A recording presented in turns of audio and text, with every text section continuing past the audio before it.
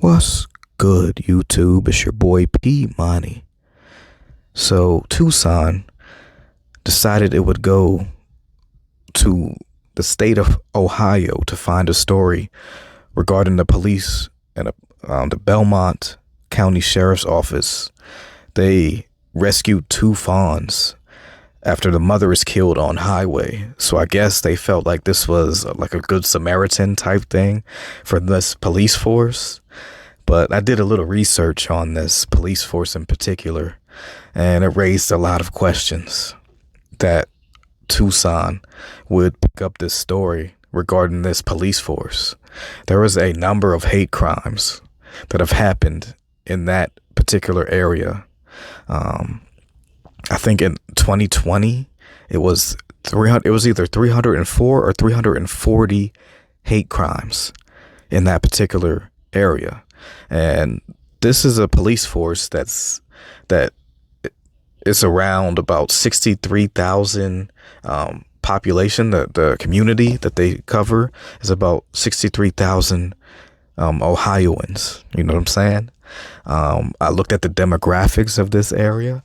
94% white, 4% black. Those are the two major races of people in that area. So it's a majority white town. You know what I'm saying?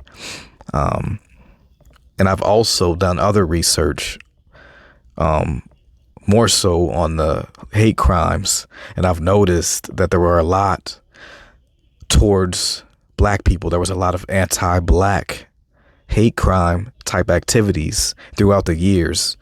Really, especially in the last, I would say, like 5 years, there was a lot back to back to back. A lot of go back to, the N-word, go back to Africa type stuff. It wasn't solely black people that they were targeting with their rhetoric, but there was a good portion. And I'm going to leave links in the description of this video so you guys can do your own research in regards to this area. But I found it very funny that Tucson picked up this story. You know what I'm saying? It's a clear case of fraud, waste, and abuse with the funding that the Biden administration put into these different, like media outlets. You know what I'm saying? Like, why the hell is Tucson picking this up when we still need to find out about Aiden Huggins? You know what I'm saying? Who are the two victims that were involved in that? What are their names? You know what I'm saying? All I know so far is their ages. I don't know what their identity is. Are they black people? Because it's surely seeming that way. You know what I'm saying? He's carrying a whip. Two people, he got into a shouting match. We don't know what was said. I'm pretty sure the N-word was very rampant.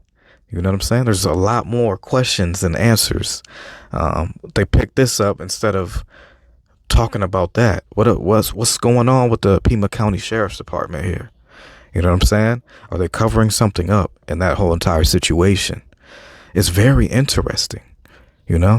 Like, this is what you decide to you put this on your website, instead of updates regarding that situation, and it's sounding like a possible hate crime. And I tied all these together because it's just disgusting on all levels of mainstream media that this is the type of thing that you have out here, knowing damn well that there's a lot of foolishness going on, a lot of hate crimes going on, a lot of anti-black racism going on. You know what I'm saying? And you're not doing anything about it. Like no one's talking about it. Like here in my local area, no one's talking about it. You know what I'm saying? And it's a clear sign of benign neglect. And it's just proof that the Democrats do not need any foundational Black American support whatsoever.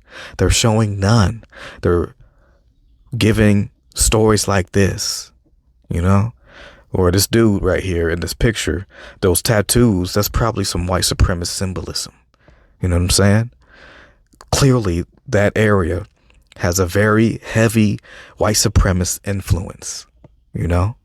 And I already knew Ohio as a whole had a huge cell of white supremacist organizations, you know? I already know that. I grew up a little bit in Pennsylvania.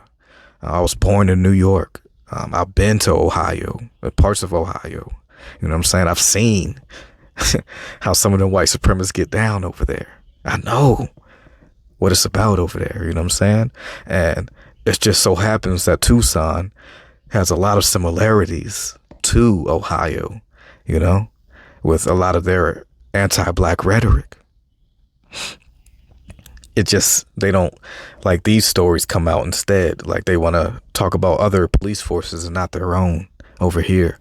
This isn't good journalism, but this is to be expected when you got these mainstream media apparatuses that have white supremacist rhetoric on them, you know?